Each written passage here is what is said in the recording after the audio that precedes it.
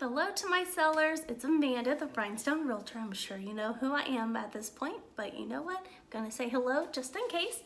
So congratulations, we got through the option period, woohoo! So we have gotten through negotiations on repairs, terms of the contract, that kind of thing. So we are now in the pending status. So there are two types of pending statuses, depending on the type of financing the buyer is getting.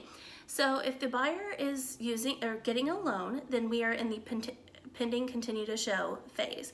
During this point, they are making sure the appraisal comes in at or above sales price, that they don't have anything coming up on their credit that is changing things with the underwriter, and the lender is working on all of the loan docs and getting that together. Now, if there is a financing contingency as part of the offer, then that typically is around 21 to 25 days, depending on the type of loan that the buyer is getting. Now, obviously, we've discussed, terms and whatnot at this point, but it can be usually about 3 weeks to get through the financing period.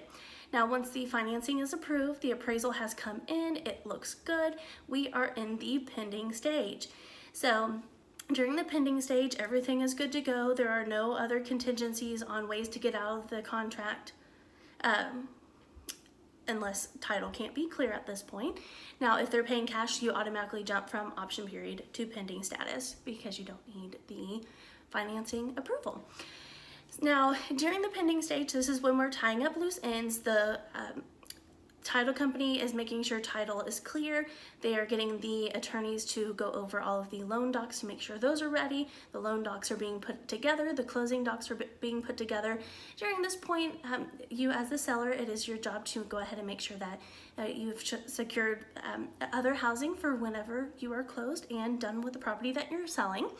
Now, setting up utilities, setting up movers, that kind of thing. Turning off utilities at the current property the day after closing, because typically you close on one day and the following day is when it funds, and so you as a seller have to have the utilities on until funding. So it's just easier to set it up the day after closing and you're good to go. So we are wrapping things up for you guys. At this point, you're just making sure we're ready to move on to the next property, and I will see you guys at the closing table. So see y'all later.